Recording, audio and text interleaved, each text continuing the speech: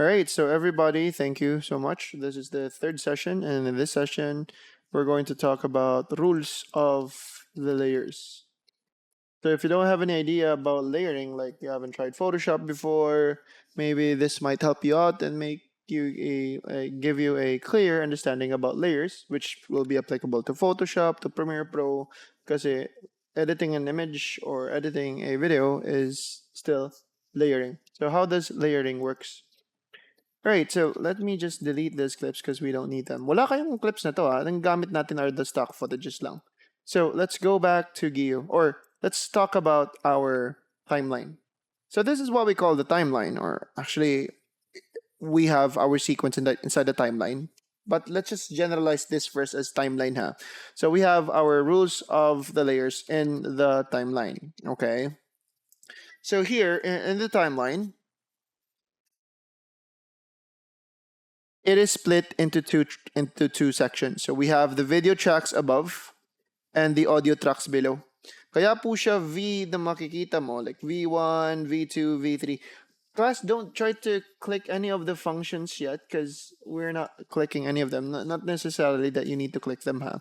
And the tracks below is audio tracks. So we have here the video tracks, or what we call at the same time video layers.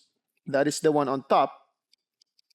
And we also have the audio tracks, or what we call the audio layers. Now let's talk about here in the video tracks above. Okay, so let's start here above ha. We have V1, V2, V3. This is track 1, this is layer 1, layer 2, layer 3. We can even add more layers if you insisted to add more. You can just right click, make sure that you are here, not here on the middle, not here at the start, but here at this part po. Right click ka lang and add a track. It will add a track. But let me just click undo. To undo is you just need to click Control Z, Command Z. I'll show you how to undo later, huh?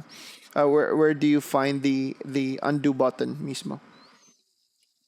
Okay, hold on. Now going back, we have here layer 1, 2, and 3. Now, let me just drag this clip here. Drag ko si Gio. Let me just zoom in. So class, if you wanted to zoom in so badly, like earlier you did not know, or if you didn't notice how I zoomed into the width of the timeline. Kasi if you'll check it above, it's 1 minute ang interval, ang time ruler numbers. It's 1 minute, 2 minutes, 3 minutes. It's quite long.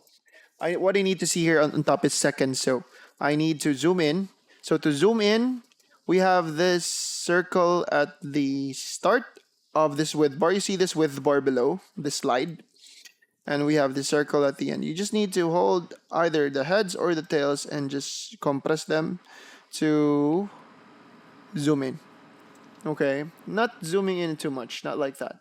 Sakto lang na makikita mo 5 seconds above. 5, 10 seconds, 15. That's fine. Not too much na pag zoom in. Now, if we go back, if we drag the video, and let me just make it longer lang. Okay.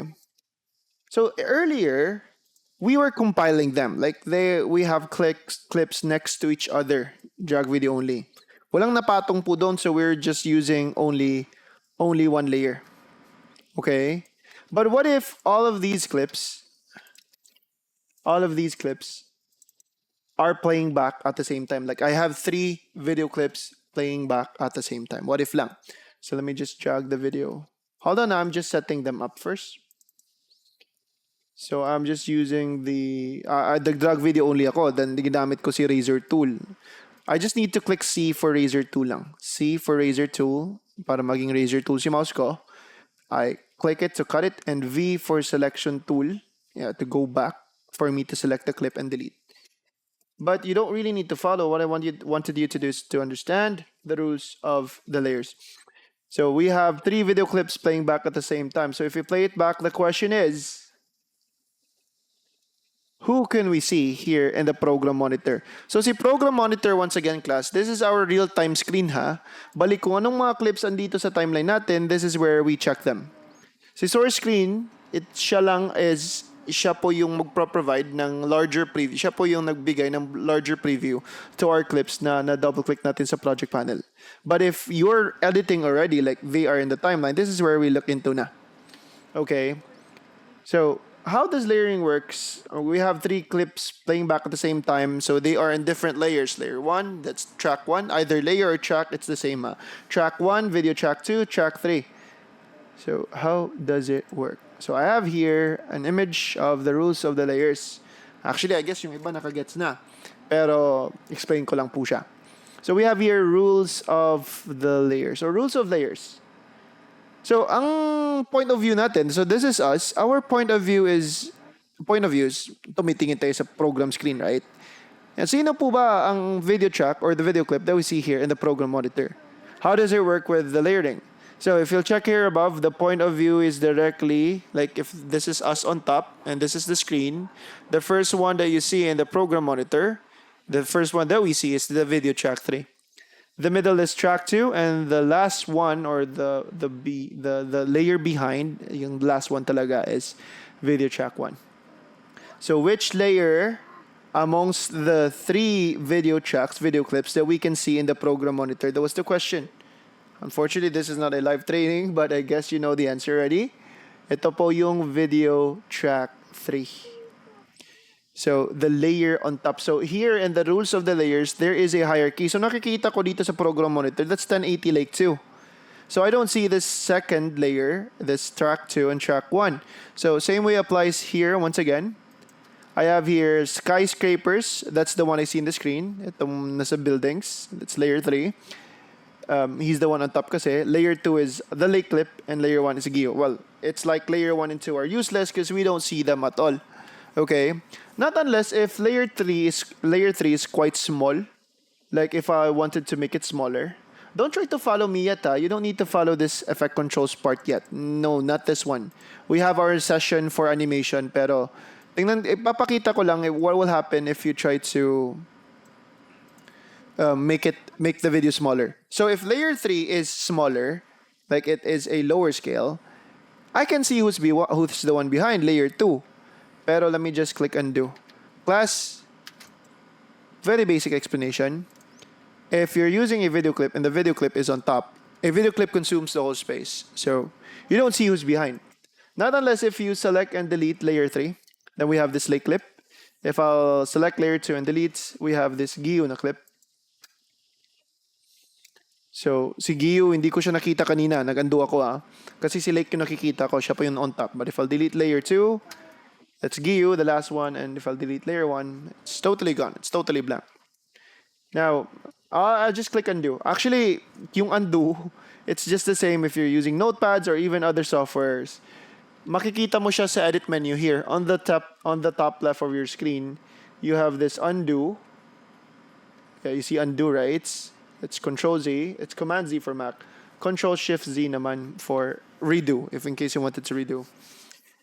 Command Shift Z naman sa Mac. So going back here.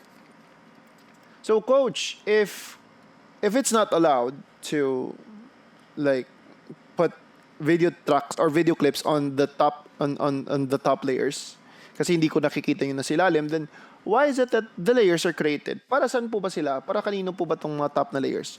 Well, once again, in the most basic way, ang mga ideal po na clips that we need to put on the top layers are small clips, not video clips. Video clips consumes the whole space. So, small clips just like text clips or small images. Now, if I give you a brief sample, you don't need to have your text and image right now. Later ko pa ituturo paano mag-create ng text. Okay? Later pa kaya no pressure please. I have a topic about our text, how to create a text. Let me just pull up my logo. So I have here a transparent logo, like yung PNG, yung naka-remove background. So you don't have this yet. I'm just giving you a sample right now. It's quite bigger, kaya I'll just make it smaller. Don't try to follow me, Understand the layers lang. We have a topic about using them soon. Okay, I'll just control its motion, put it here. And I'll also create a text. So don't try to follow me, Please. Alright. So type tool, I'll create a text. Later pa yung type tool na topic. I'll type here like what? Graphics media.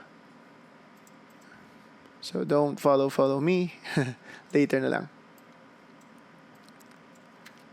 So I have 3 video clips playing back at the same time. So the question is, di ba itong section above is the video tracks, coach? Di ba?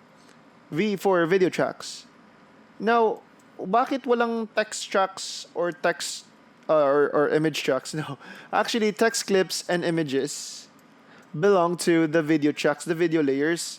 So it's not just video clip ang malalagay mo dito sa video tracks. You can also put text clips and images. So any clips that you can see, any clips that is visible to the screen, those belong, these clips belongs to the video tracks, text clips and images. So hindi lang video tracks lang po. Okay?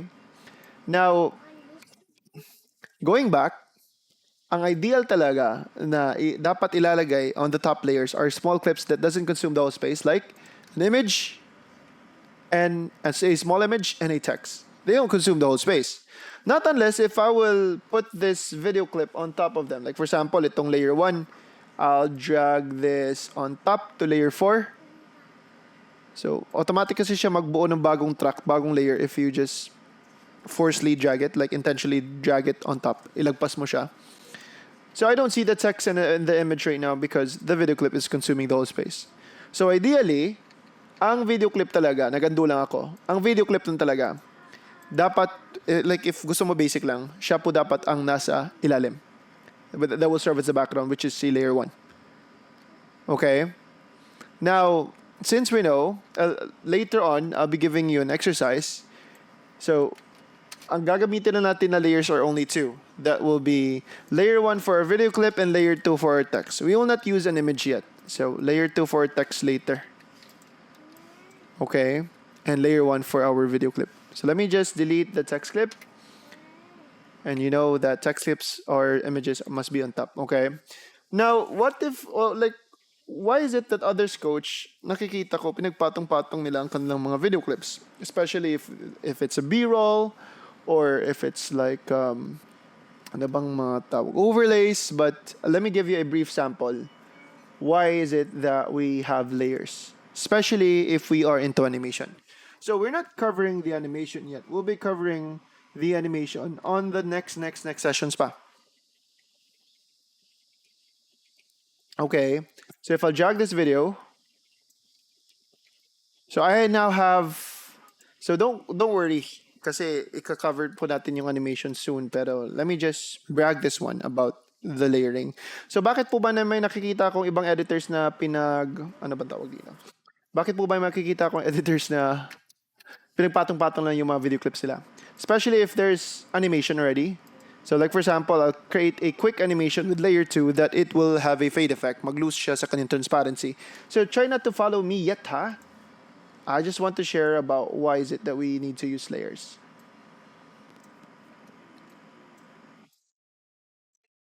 So this is what will happen.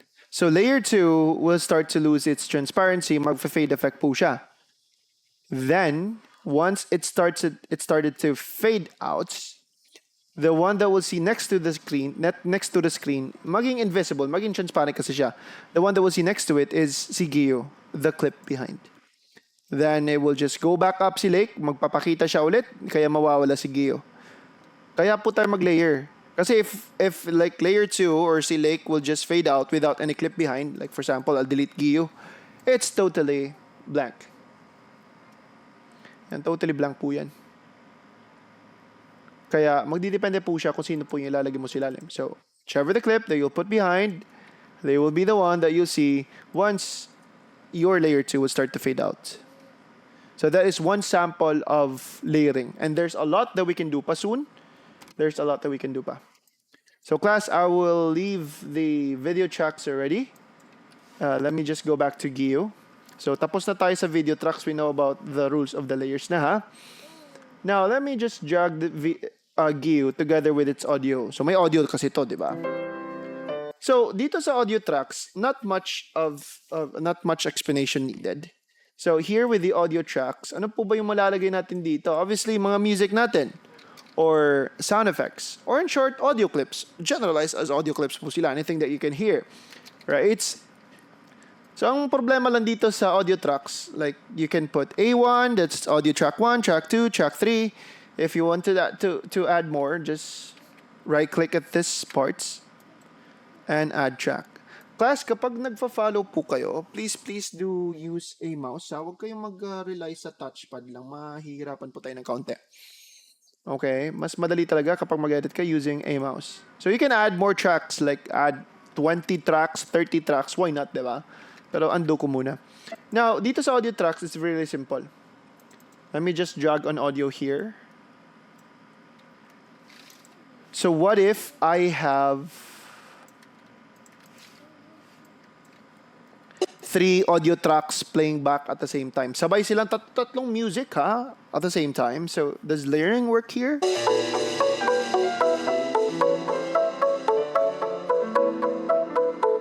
So magkakarambola po sila, sabay-sabay po silang lahat dahil sabay-sabay po silang lahat. Wait lang. Yeah, sabay po silang tatlo. Dahil walang pinagkaiba sa audio track. So all of the audio clips here, you can hear them if sabay po yung like what I mean, malakas ang volume sa kanilang lahat, so we can hear all of them. So delete ko muna sila. Okay, so we only have one audio track right now. That's the audio of Gyu. Yung parang opening niya sa anime, right? And then na slow down to or instrumental. Okay, so paano ko siya i-layer, coach? We'll be layering them by controlling their volume. Now, to give you a glimpse, you don't need to follow me yet. This will be taught soon. I call this audio ducking. It will be part of the audio section na topic. Now, ganito po siya. I'll just show you a glimpse, okay? You don't need to follow. Importante, alam nyo kay audio na hindi sabay-sabay lahat kapag nakaangat ang volume. So, I'll just create a quick animation na mag-fade effect po sila. So, what if kasi hindi sila sabay? Okay? They have their alternate time to be heard. And there you go. Hold on.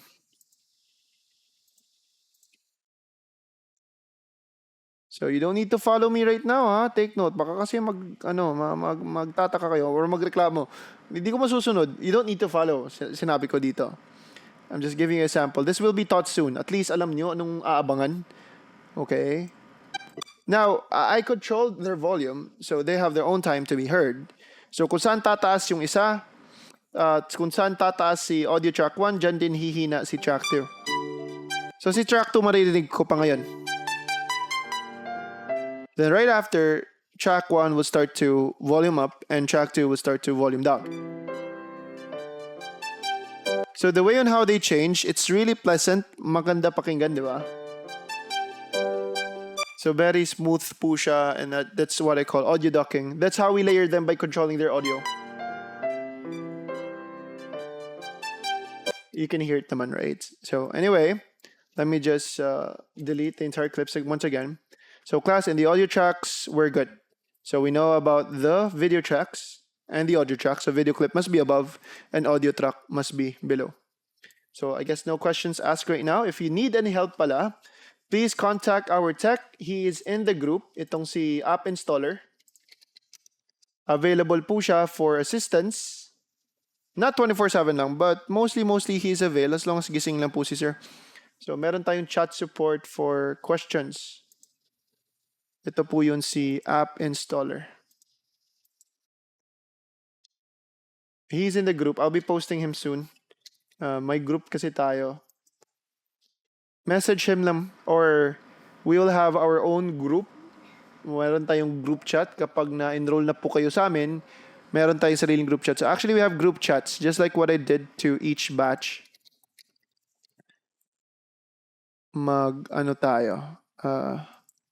Meron tayong group chat for questions and he's the one to assist. Siya po yung magre-reply dito. And ako din magre-reply din po ako. So that's it. And by the way, one more time. Just in case if you encountered an error, like mukhang nasabi ko to before, if you accidentally close your panel, you don't know how to go back. So na move mo sila. So your workspaces right now, class, we are still in the editing. We're still here in the editing. It's messed up. It's not the same as mine. It's not the same as coach. How am I able to fix it? You go down below, so workspaces, and you'll find there reset to save layouts. Click mo lang to, and it will just go back to its default look. That's how you fix them, class, huh? So our next class will be creating a sequence. Hindi kasi tayo nag-create ng sequence, so we know how to drag and drop clips na. We know how to basically cut them, to choose the in and outs. So next is creating a sequence. We haven't created a sequence kasi. Kaya I'll see you in the next session. Thank you, class. Bye-bye.